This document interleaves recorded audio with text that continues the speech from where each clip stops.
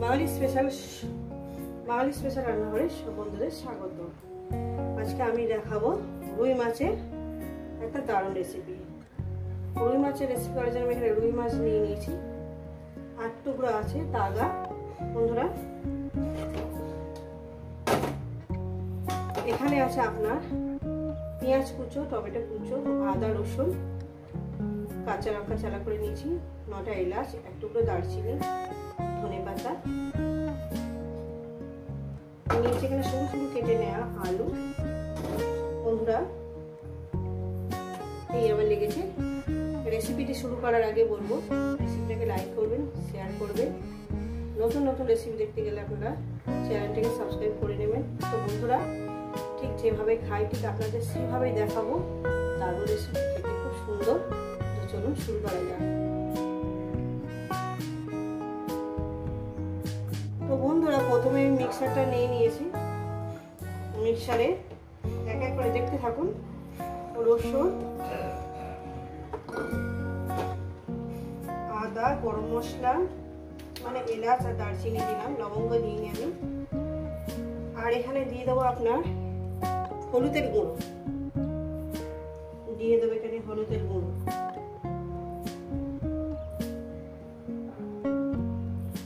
হলুদের গুঁড়ো, আর দিয়ে দেবো এখানে জিরে ধনের গুঁড়ো,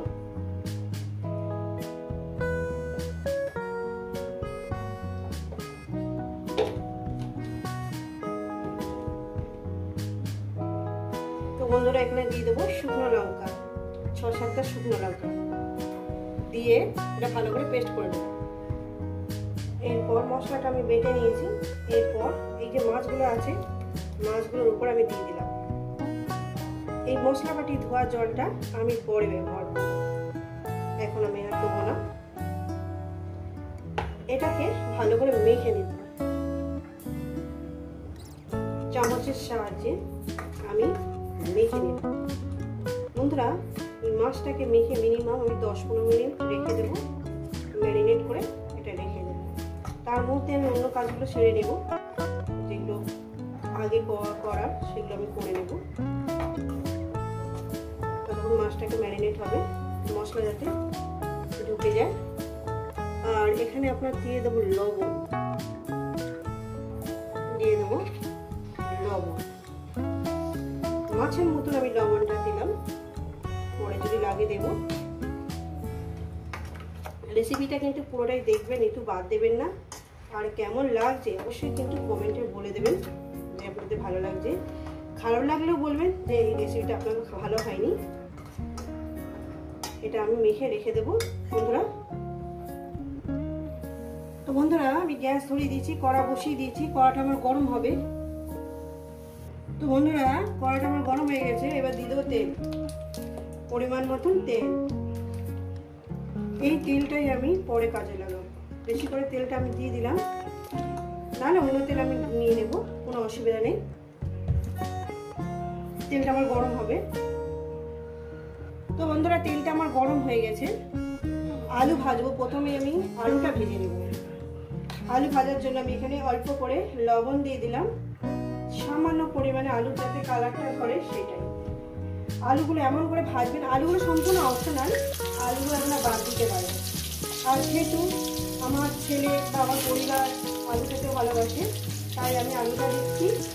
আপনাদের যদি মনে হয় আলুটা ভালো লাগবে না, আলুটা দেবেন না।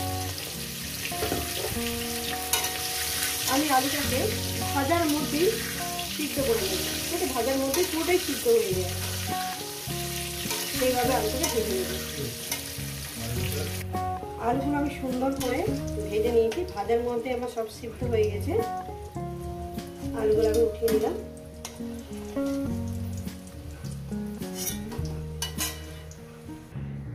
আমি কড়া বসিয়ে দিয়েছি, কড়াটা আমার গরম হবে। তো বন্ধুরা পরিমাণ মতো আমি তেলটাও দিয়ে দেবো। আর আমি ওই তেলে বাদ বাকি যে মাছগুলো আছে সেগুলো ভেজে নেব। পরিমাণ মতন তেলটা আমি দিয়ে দিয়েছি, তেলটা আমার গরম হবে। তো বন্ধুরা এখানে দিয়ে দেবো জিরে ফোড়ন। অল্প করে জিরে ফোড়ন দিয়ে দেবো, দুটো তেজপাতা, যেহেতু গরম মশলা বেটে দিয়েছি একটু কয়েক সেকেন্ড ভেজে নেব। এরপর দিয়ে দেবো আমি পেঁয়াজ কুচো,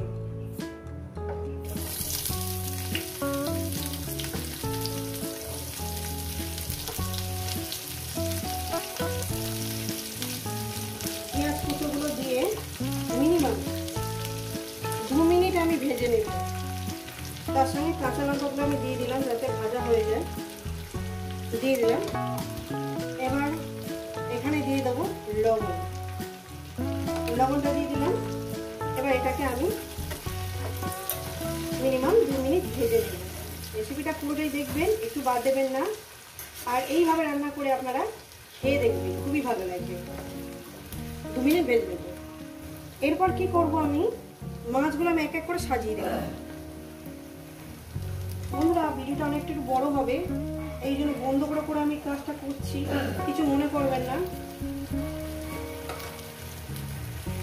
মাছগুলো আমি সব দিয়ে দিয়েছি বন্ধুরা। এরপরে আমি গ্রেভিটা আছে এটা আস্তে আস্তে সব জায়গায় ছড়িয়ে দেবো।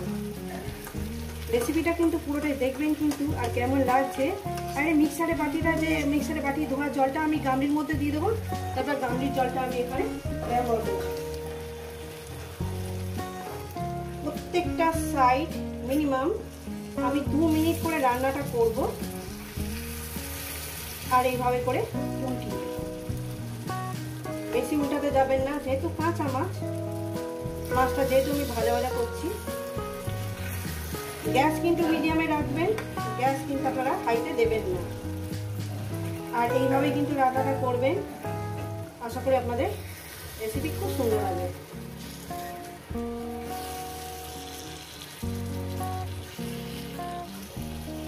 একটু কষ্ট করে দেখবেন বন্ধুরা, আপনাদের জন্য আমি কষ্ট করে বানাচ্ছি।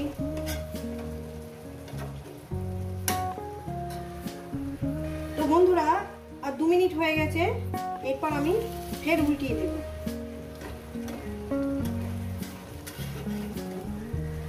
উল্টিয়ে দেবো বন্ধুরা। দেখুন বন্ধুরা আমি উল্টিয়ে দিয়েছি, সব মাছগুলো আমি উল্টিয়ে দিয়েছি। এরপর গ্যাসটা লোতে করে দেবেন পারলে। টমেটোগুলো আমি ছড়িয়ে দিলাম, ধনে পাতাগুলো আমি ছড়িয়ে দিতাম যাতে ফ্লেভারগুলো সব জায়গায় ছড়িয়ে যায়, সেই কারণেই আমি ধনে পাতাটা সব জায়গায় আমি ছড়িয়ে দিলাম। নুন টুন সব কিছু আমার পারফেক্ট ঠিক আছে। এবার এটাকে আমি গ্যাসটা একদম লোতে করে দিলাম। এবার মিনিট 2 আমি যেহেতু মাছটা উল্টে দিয়েছি, এবার মিনিট 2 ধরে আমি এটাকে রান্না করবো এইভাবে। এরপর আমি আলুগুলো এর উপর দিয়ে দেবো।